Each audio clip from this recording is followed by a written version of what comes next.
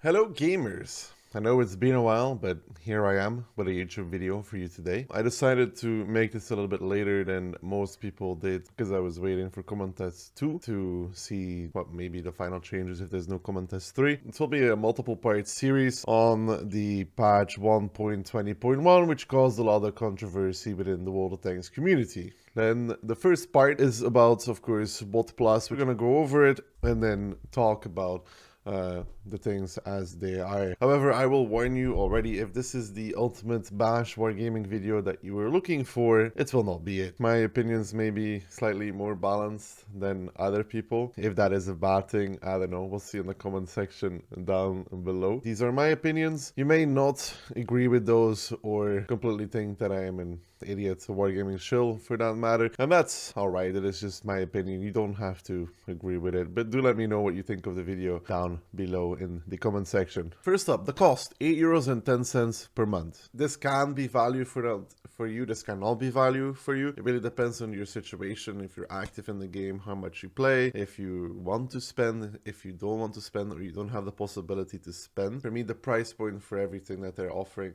is a good price, but that's just talking from my POV. Not everybody can or wants to dish out another €8.10 per month on a game, but since for me this is the only game I play and it's also my job, internet begging, for me personally the price point is good and does offer value, but more of that later. Let's get into it straight. What does WoT Plus offer you? And this is also the tackling point of WoT Plus, the thing that kind of breaks WoT Plus in my opinion, which is the demounting of equipment, including bond equipment, excluding experimental equipment. What does this mean?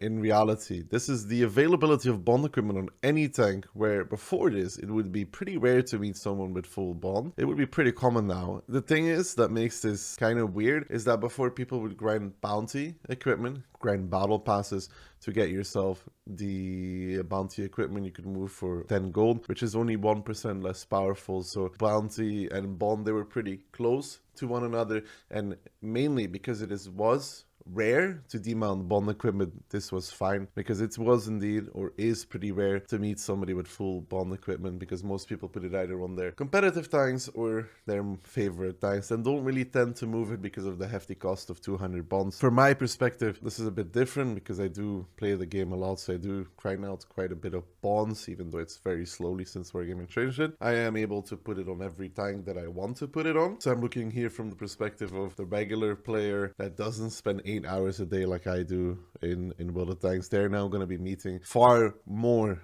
people with a permanent advantage over them, which is what you could consider not entirely pay to win, but it is pretty damn close to it, because they do unlock that permanent advantage and they don't even have to grind for resources to move it, because at the end of the day, World of Tanks is still a grind game. No matter what way you look at it, you have to grind resources such as credits or tanks, etc, etc. So there is always a grind involved. So if people move in their bond equipment after they grind a lot of events, a lot of random battles, to me it is alright, because they have indeed spent the time in the game to be able to do that, and they can't do it for every tank either because it is just too expensive. And if you wanted to, you could always play for the battle pass, get yourself bounty equipment, which you then had to upgrade, and be able to still compete against most players, because it was still pretty rare to meet full bond equipment. What does this do?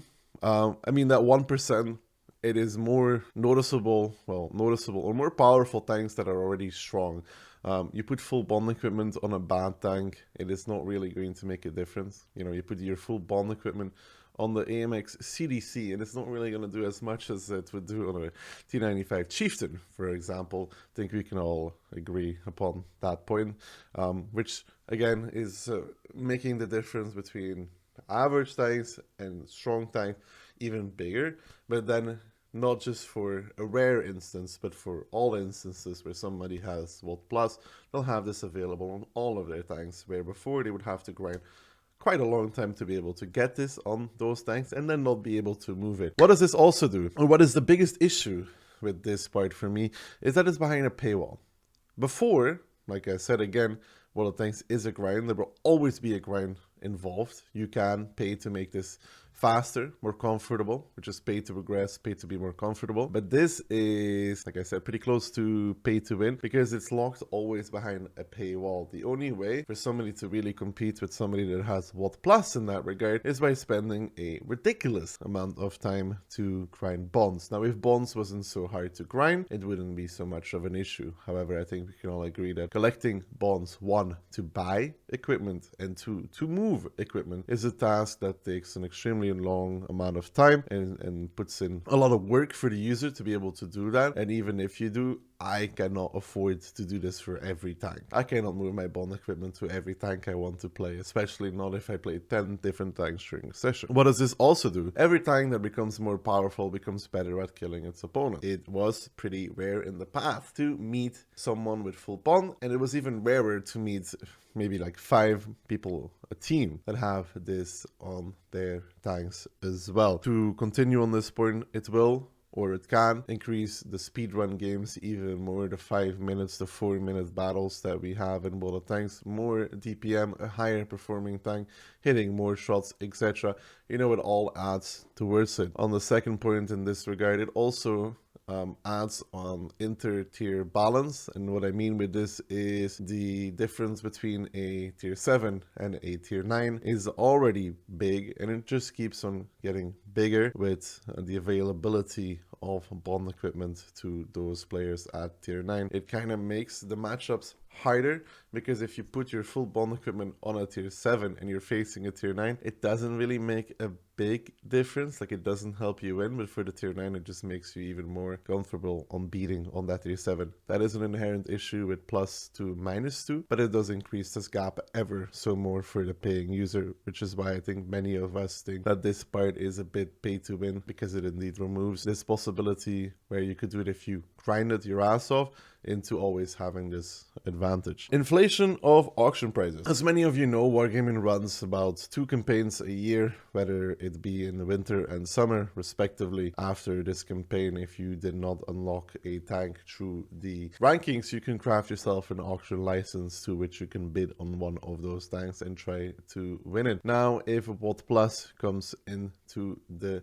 game, this will give an advantage again to the paying customer in auctions as well, because they do not longer need more than 2 bond equipment sets, which they can then move around on their tanks respectively, giving them more bonds to bid on the auction against the person that has been grinding bonds for the last 6 months. Standard equipment then becomes entirely useless, more than it is already, and can be sold for credits, aka economy issues. I think many of you have noticed that Wargaming does these events, auctions, limited time offers like the 780, like the line, to drain in-game resources, which they feel people have too many of, such as credits, such as bonds, such as gold after Christmas boxes. Now, standard equipment being useless, I think with the introduction of bounty equipment and battle pass, standard equipment already became kind of useless for somebody that does have a little bit of gold available and can move their bounty equipment around. This is different from maybe a free-to-play player that doesn't have any gold entirely available to them, because they can't just really move their bounty equipment around that freely, even though probably they still do. What does this also cause when standard equipment becomes even more useless? Because standard equipment, bounty equipment, bond equipment, experimental equipment, you don't really can't do anything with standard equipment anymore. You can sell it. What does this cause? An influx of credits in the economy, and an influx of credits in the economy means people play less premiums, which is time invested into the game, which also means they buy less premiums, which is of course revenue lost out for Wargaming, which could be an issue for people that have a lot of standard equipment available. They'll have a surge of credits, which is also the next point. Bounty equipment becomes useless, aka making battle pass grind useless and credits spent. Now, with the free availability and demounting of bond equipment for WoT Plus users, the battle pass becomes an entirety of 0 value for them outside of the other stuff than the equipment, because they can just use their bond equipment and move it around outside of the bounty equipments that currently do not have a bond equivalent. Not just a bit iffy, it's a big issue in my opinion, because people spend either gold or time, grinding out their battle passes to get bounty equipment, after which they then spend credits to upgrade this bounty equipment. The introduction of experimental equipment already made bounty equipment less valuable as it was. The WoT Plus upgrade to the mountain bond equipment makes these bounty equipments completely redundant and kind of makes all the grind that people put into it zero factor, as in spend a lot of time, effort, even money to get something that is no longer useful when you have WoT Plus. What will Wargaming probably do to continue the interest in Battle Pass is the introduction of components into Battle Pass. I could see this in the near future to continue selling Battle Passes, continue having people grind for the new exclusive set of equipment, which is experimental equipment, which is also the reason, we'll get to that later. I'll hold off. I'll hold off. No matter what, even with WoT Plus, it is pretty hard for inexperienced players to have a lot of bond equipment. Somebody with 1,000, 5,000 games does not have a lot of bond equipment available to him whatsoever. Even with WoT Plus, this will not change for them. Outside of the change that they will just have bond equipment available on every tank. Is this a good thing for them? Yes. Is this something they need? No, because of the existence of bounty equipment in the game. If you are trying to facilitate newer players or less experienced players, you would still want to guide them towards bounty equipment instead of guiding them towards bond equipment with a feature that is locked behind a paywall. This is a completely different topic altogether, but the combination of field mods and bond equipment is a pretty powerful one. I don't think there was nearly as much outcry about field mods as there was about Crew 2.0, even though field mods on a lot of tanks are pretty powerful and do make a big difference compared to somebody that is grinding a stock tank or halfway upgraded or even fully upgraded. And the issue that this creates when you make bonds available to any tank and then on top of field mods is that you have tanks, for example, the E3. And the E3 was in the game for God knows how long in the state that it was. And what made the E3 finally considered OP, in my opinion, is the fact of equipment 2.0 that is being turbo hardening and rammer being available on that tank in combination with field mods. Now you have the issue that tanks start becoming too powerful when they unlock all of these things. Like you nerf the speed of an E3, but then you can put a bond turbo on it, and the bond turbo makes you go 1 kph faster. And then a bounty turbo, if I'm not wrong, is +6 -4. And then you take into combination later on crew skills, which gives it another +1. You are having the issue that when something like this becomes available to everybody, you have tanks that were performing within normal bounds, all of a sudden become, again, way too powerful. However, this doesn't apply to everybody. This applies to the one with the paying subscription WoT Plus, who also unlocked field mods, etc. For the top end players, this doesn't really make a difference because they can literally perform in an AMX 65T with the stock configuration. But for average players, this can become an issue when a tank becomes too popular, like the Progetto, and then needs to be nerfed, even though it's not really the standard configuration of a tank that needs to be nerfed, but a combination of equipment and field mods. But that's a topic for a different point where I will make a video on, I think, field mods and how they're probably not healthy for the game either. Because Wargaming decided to make everything from a perk to a skill. Skills already got boosted by events in the current patch, but everything that was a perk did not becomes a skill now also gets boosted by events. This is indeed an issue because of the bond events existing, which again gives a boost to the crew, which further puts the crew skills into a part where they can get boosted further. Now for a lot of tanks this isn't a thing, mainly a thing for tanks without autoloaders, light tanks, or TDs, or mediums. I think this actually almost applies to every class outside of heavies, because you don't really tend to run vents on heavies anymore since the new equipment, but it does make some crew skills a bit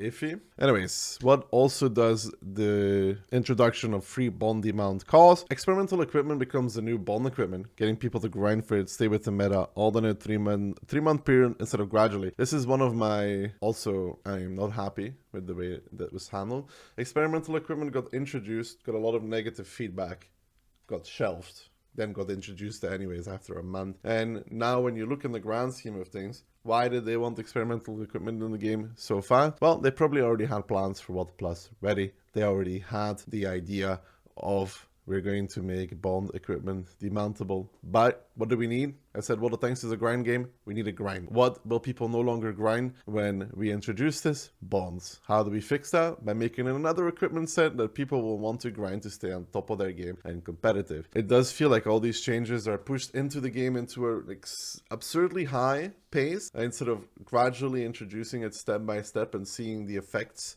that it causes. I'm not a fan of that because I already didn't like experimental equipment as it was. I didn't like Wargaming making a new grind when there was still equipments that didn't have their bond variant, bond equipments that were rare, that was hardening and turbo at the time. But introducing a grind because you know you're going to unlock pay to win feature with WoT Plus is probably not really a great thing, especially when it's done in such a quick fashion where everything comes at you in a really, really short amount of time. Solution for problems. Let's be real to start with. Bond equipment should probably not be mounted on tanks that are below tier 8. In my opinion, maybe tier 7 as bottom tier. I only play above tier 8, so it's kind of hard for me to judge. In my opinion, it shouldn't be below tier 8 because there are indeed a lot of players at those tiers that do not have as much experience, do not have the greatest equipment setups, do not have the greatest clue about the game to begin with. And when they run into Dirty Harry in his T29 with full bond equipment and he is playing his T29 with stock configuration and stock equipment, it's probably not going to be the greatest time for him already. This is only going to make it worse. Outside of that, the only way to really fix this is by either only offering a discount on the bond equipment demount from making it 200 to 100 bonds to demounting, so you do keep the movement of bond equipment restricted and still too expensive to be done really comfortably, but still can be done, or just scrap it altogether and don't put it into the game. Option 3 being my favorite one, as I don't think it is necessary, or healthy economically, whatever, dude, I don't care. Economically, that was the word I was looking for. So option 3 being the best one in my opinion, but I still do believe that bond equipment should just not be able to get put on any tank below tier 8, tier 7 if you want to be nice about it, to give newer players to have a, well, it's not like they have a fighting chance right now, but at least help them ever so slightly in their quest. All right, that was for me the biggest issue with WoT Plus, and I wanted to tackle it first. This all can be deemed as pay to win because you unlock a permanent advantage on your vehicles, where before this advantage was only for people who spent a lot of time into the game, and those people have to be rewarded also with something to play for. You got to remember, you want to facilitate all your player bases, so your sweaty nerds, as some people like to call them, even though in my opinion those are, a lot of them are just veterans that have spent a long time in the game, a lot of hours in the game as well, and have proven to be committed customers into the game. Them being able to move bond equipment where others can't because they haven't spent as much time is still fine because of the economic part, where they can't really do this on a regular basis, but only from time to time because it is just too expensive. And I do believe that is something that should stay, because I don't think there will be an issue for Wargaming to get people to grind experimental equipment either way. That was my biggest issue with it, is my biggest issue with it, and will remain my biggest issue with it. And I do believe that it is indeed the closest to pay to win as you can get. However, I will still say that having bond equipment on a tank, as much as it can give you an advantage in a stats percent, it does not make you go from a 50% player to a 65% player. Alrighty, let's continue. 500 gold per week, same as the credit reserve. This is the information on it, on the gold reserve, and these are the amount of gold you get in a random battle. You have to be top 10 by base XP earned. You get 7 for a victory, 4 for a defeat. Now, if we did some quick math, which the people on Discord helped me out, if we average about 5 gold a battle, which is already semi pessimistic, then it takes us 100 battles. If we average 6 gold per battles, it takes us 92 battles to complete this. This by itself, this 500 gold per week, if you are an active player, is value. It is by itself, it's 2k gold a month. If you take 2,000 gold, I think that's about 8 euros by itself, if I'm not completely mistaken. 8 euros, 8 euros and a half. You basically have the money that you spend on it back in gold. However, I will note that this is only the case if you're playing actively and if you would be buying something like gold or premium time in the game anyways. Otherwise, this is just a cost for you.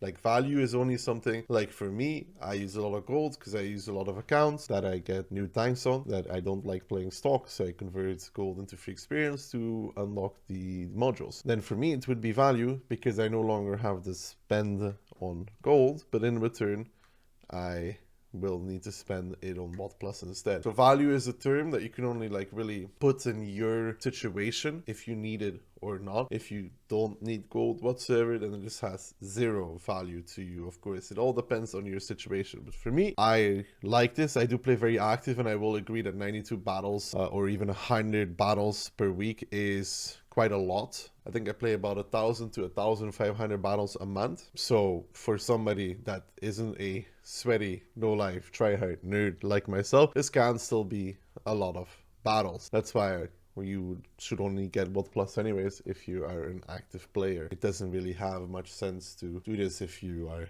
not. That part for me by itself already gives WoT Plus decent value. Even if you only got half of the gold out, that would still be 1,000 gold that you would be getting, which we would value at about 4 euros. I think the total cost was 8.1 euros if I'm not mistaken. So you are still getting value out of it. Again, and I will say value depends on your situation. I am justifying the cost because I have use for what they're giving.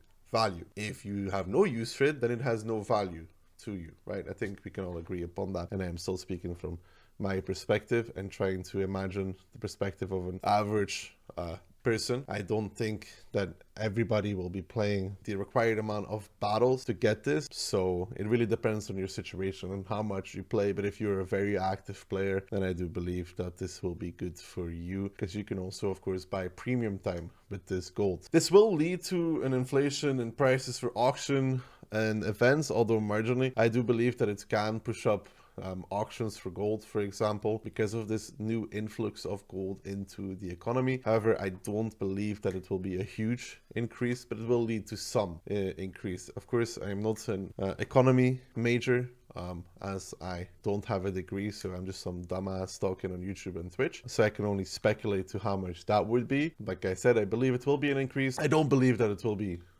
10,000 increase though. To continue then, I did check about the premium prices, since I did believe that there was a reduction, and you can use this WoT Plus to fund your premium account. However, I will say this is the reduction. It only goes over 90 days. So this wouldn't immediately apply if you got WoT Plus, but if you did accumulate your gold for, let's say, 3 months in this case, then you would be having the reduced premium time cost of 6,900 gold. This is something to take into account for somebody not over 1 month of getting WoT Plus, but somebody that gets it for 3 months in a row and does play the battles to get the gold out of the gold reserve. Well, it's 2,000 gold per month. 3 months is 6,000 gold. You would be spending an extra 900 gold if you took full utilization of the 500 gold per week. I would use it on free experience for modules. You may not be thinking the same as me, and you may want to use your WoT Plus to fund your premium account, which you are able to do. If you want to, you would be spending, like I said, an extra 300 gold per month on this. I do understand that people with a lot of premium days from events boxes feel scammed with a new subscription service. I fully understand this perspective from people that do their spending on WoTanks on Christmas. I know a lot of those people. I'm one of those people as well. I mean, I get boxes from Wargaming, but I get those 200 boxes. I get those yearly on one of my accounts. I currently have 5 accounts, I think. I have Dakillzor, I have WoT, I have my transfer CIS account on EU as well now. I have my AP account, which I haven't done too much on yet on EU, where I did buy boxes this year for it as well. And I have my North American account. So I have 5 accounts. So yes, I do get 200 boxes from Wargaming for free. I do also buy boxes on the accounts that I'm going to be playing for the year as well. That's usually my biggest spend on WoTanks throughout the year. So I do understand that people who got a lot of premium time from those boxes do do feel kind of unhappy, I can fully understand this sentiment that you may be unhappy with this, that there is a new subscription service which gives you all of these things and you have premium time running. One of my solutions, which I don't think Wargaming would ever do, is to allow a conversion from World of Tanks premium time into WoT Plus time. I would value it at 3-to-1. I think many people will say 2-to-1 and others will say 1-to-1. You would never get 1-to-1 either way. I think it's even unlikely we get any conversion as it is. I would put it at 1-to-3. Say if I have a year of premium, I can convert half a year of that into WoT Plus time. However, you don't have to agree with that. That's just one of my thoughts to how could we satisfy the people that have a lot of premium time because of events, because of boxes, to not feel left out or scammed. Let's move on to the next point then, unless I want to summarize this. Summary of this: for active players that play a lot, this is value. This basically is an entire cashback from the price that you spend. But of course, like I said, depends on your situation. Automatic crew training. I saw some people talk about this, how this is like massive because it allows you to train a crew without logging in. You get 40 XP every 5 minutes. I'm gonna be real with you. This is, from what I remember, correct me if I'm wrong, 4.2 million experience a year. So around 350,000 per month. So like 1.5, 2 crew books. So 4 million credits, about 3 million credits we're gonna value it at. I think this is like pretty not applicable to almost anybody in World of Tanks from older players, because they do have crews for everything. I think this applies mainly to people like newer players or people that haven't spent... Okay, maybe it does apply to a large percentage of World of Tanks. Let me take that back and say it applies to people that are newer to the game, that don't have good crews. You get 3 skilled crew every month. But it also can be good for somebody that wants to grind out a new line but doesn't want to bother with crew books and doesn't want to bother with grinding out a crew, and they get a new crew and they start training it and they play the tank after a month. However, with the 3 tanks for 1 crew, this by itself already kind of neglects this 40 XP 5 minutes thing, because you're going to be having a lot of spare crews for older players. That's why I said this thing really applies to newer players or people that don't have anything yet in said tech tree. And also with the old crews being able to get converted, this will also kind of mean that for me this automatic crew training is like a little thing that doesn't really provide too much in general because of the later stages of the reworks that are still coming. So moving on. TS54 rental. This is exactly like the King Tiger C, only available during the subscription. From the ones of you that remember, there was a deal that with Amazon Prime you would get a King Tiger C as long as the promotion and the subscription lasted. I have no clue how good the tank is yet. I would need to play it to see. This is another thing. This is FOMO. If you're talking about fear of missing out, for people that are collectors that want to play everything or have everything, they will feel left out by the fact that they cannot get a TS55 unless they pay for the subscription for it. Unless this tank is ridiculously OP, which I don't think so. It's like, for me, not really anything that I'm like, wow, that's amazing altogether.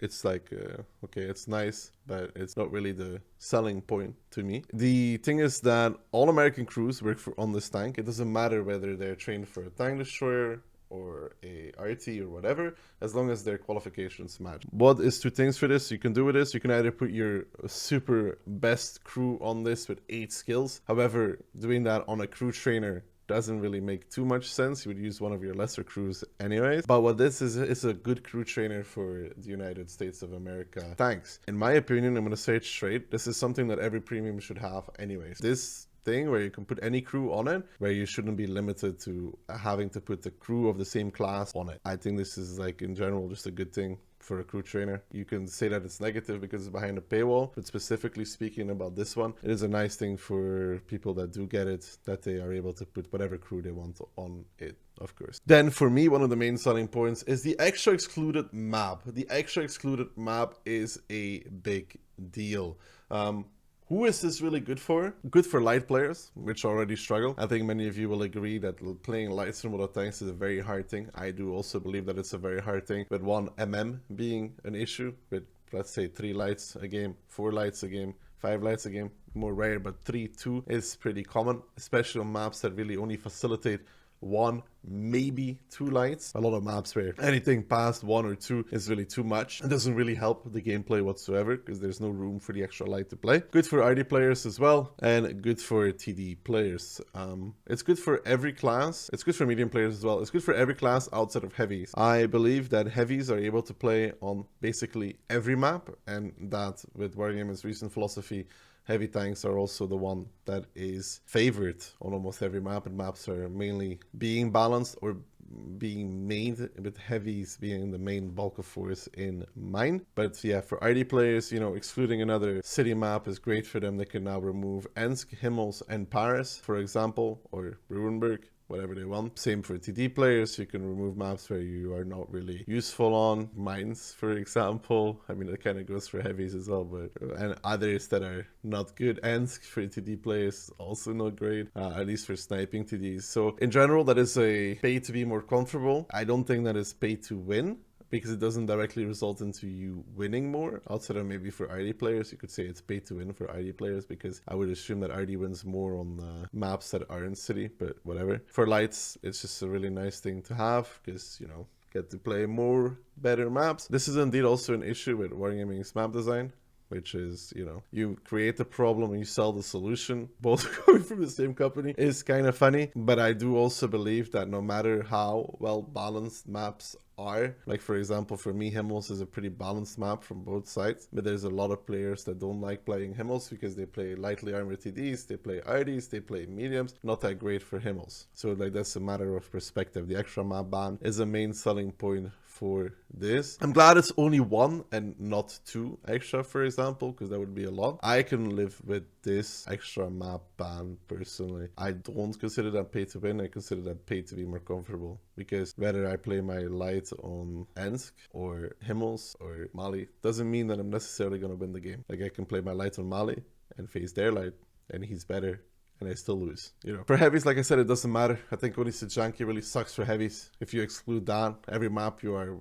actually playable on as a heavy tank. Also depends on, of course, what heavy you're playing, but in general, there's really room for a heavy to play everywhere. Alright, I wrote some extra summary here, and I know I've been blabbing on for, I don't know, what seems to be forever at this point in time. Maybe I said a lot of things that you do not like. I just wanted to go over it, tell you what it is, what it does, who it's good for, my opinion, my perspective. If you think I'm a total idiot now, that is okay. If you think I should bash Wargaming harder, that is also okay. But we'll get to the point here. For me, the final conclusion is WoT Plus provides good value to the user buying it if playing actively, which I said earlier as well. However, in my opinion, it does not need the bond equipment to have this value. I think that is over the top and does not need to be in the subscription service for it to sell, and sell well even for that matter. Because of how rare bonds/bond equipment is, it currently, IMO, does not have the greatest impact on games. This is going back to the exclusivity and the how rare it is for many people in the same battle to have full bond,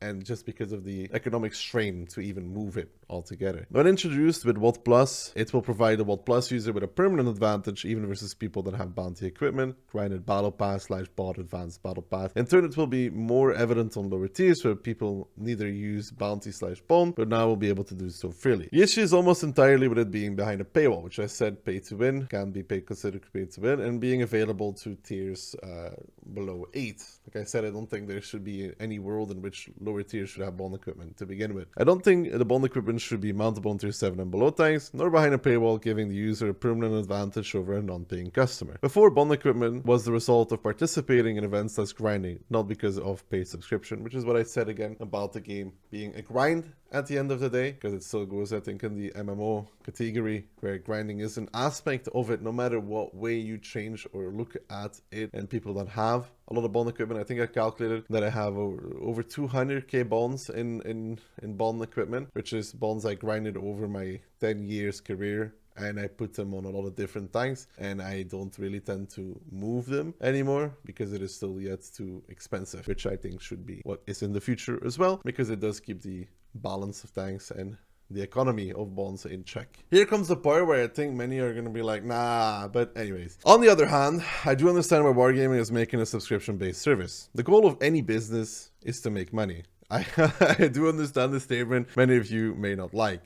I understand that for you and even for me, even less for me, because I do still like World of Tanks as a game. It's why I play it so much, but I've also been lucky enough to become an internet beggar and being able to convert this into a job, quote unquote. At the end of the day, any business needs to make money. That is the case for Wargaming as well. I don't know how much money they made last year, how much net revenue they made, how much profit they made, but I would argue that their income has dropped significantly with the global economic situation in the world, and with the fact that they had to pay a lot of their employees in countries since the war to relocate or pay them until they could no longer hire them. I do believe this was a pretty money intense and expensive adventure for them, which probably impacted their revenue greatly in terms of losing an entire server and having to pay for all these extra costs, which luckily they did at the very least. So I do believe they didn't make as much money as many people think, and I do believe that is also part of the reason why this idea has come forward. Or they're just greedy. Or they are just very greedy. That's two sides of the coin. But with this very greedy part, I would still also like to remind you that as much as we can hate on as much as we can hate on monetizing the game, it is still not as aggressive as a lot of other games, even though it has become a lot more aggressive in recent times. And at the end of the day, it's not a AAA title that makes a new version every year, like FIFA, for example. Taking that into account, and also taking into account that there was a lot of things given to free-to-play players in the past as well, which I believe we are due for another marathon for free-to-play players where they can get a premium tank at the very least. Would be a nice gift to the community to maybe make them feel slightly better about WoT Plus, although that would probably be received as you're trying to suit us up with this marathon. So I don't think there's any winning there. However, when we look at the current World of Tanks economy, it is clear that many players bought Christmas boxes, leading to an influx of both gold and premium days. Gold is drainable by releasing auctions/limited events, which doesn't make Wargaming direct money but drains economy. To explain this, when Wargaming makes an auction, I think the percentile of people that buy gold to participate in an auction is very low compared to the amount of people that use their Christmas boxes gold to, for example, participate in an auction or a limited event like the line, for example. This does drain resources, and you can convert this into a monetary value, but this is money already within the economy, which they don't have any direct income from. Premium days are, however, not drainable. This in return leads to lower spending of the players. In my opinion, it's in Wargaming's eyes either this or the release of more boxes, as they appeal to more people than single premium sales. FOMO and extra value.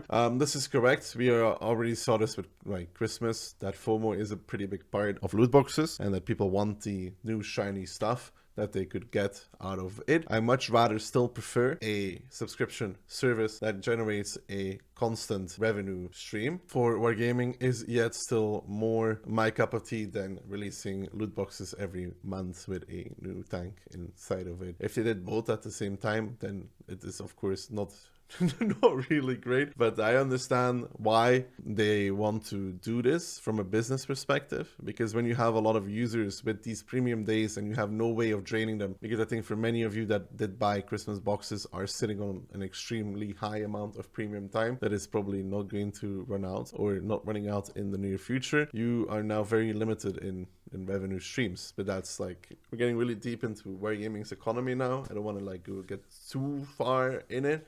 Do not say too many stupid things. I would also say that while it's important to keep free-to-play players happy, you also need to find ways to monetize and keep an active flow of cash into the business. Relying just on Christmas as the main source of income is not a wise decision for any business. It is indeed a quality of life update for older/paying players, which at the end of the day also need to be looked after. I know that's maybe an unpopular opinion that older players and people that pay need to be looked after as well. I think you need all three. You need your older players, you need your free-to-play players, and you need your paying customers. And you don't want to really anger any of these groups, but it's almost impossible to release something like this and not anger at least somebody either way. And to talk about the Christmas stuff, yeah, as I think you guys can understand, I don't believe that any business should put their whole year on Christmas. An active revenue stream where I don't think they sell as many premium tanks anymore, especially with how many premium tanks there are. They don't have such a steady flow of income, and majority of income comes from these special stuff like Christmas boxes. However, having your whole year's revenue or a large percentage of it on one sale a year is not a smart decision for any business, which is probably why they're looking for a new way to generate a more constant revenue stream that isn't as heavy dependable on what will we have or what state will the world be in around Christmas. I feel like that can make sense. On the other side of the coin, I do also understand that for free-to-play players, this isn't the ideal, as they are the ones that would suffer most from this. You could argue that the map bans don't have the biggest impact outside of making life more comfortable, but the bond stuff, in my opinion, is the step too far, as I explained earlier, especially towards people that spend time grinding out the battle pass and then upgrading it to be as close to competitive as possible. And this is also why I believe that we are indeed due for something for free-to-play players, whether it be a marathon, be an event of some sort to earn some gold, credits, bonds, I don't know, at least something at the very least. And then as final point, I stand by this all feeling quite rushed, and especially shoving experimental equipment into the game after a lot of negative feedback to make sure people have something new and shiny to grind for, which is kind of the point that I made earlier, that they're now using experimental equipment as the new bond equipment to make sure people are grinding for something new and shiny to not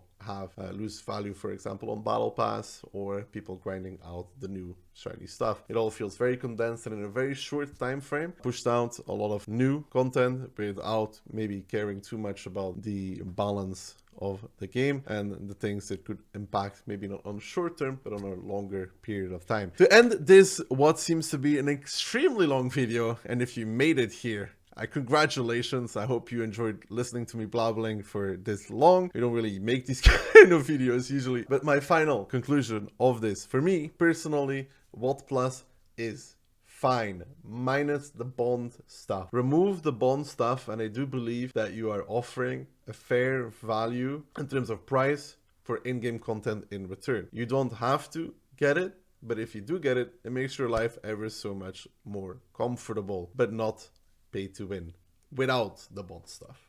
I do believe that the bond stuff changes my opinion from pay to be more comfortable to pay to win. That is my final conclusion on WoT Plus. I thank you for watching this video if you made it here, and I will see you guys all on the very next one. Thank you for watching. Peace.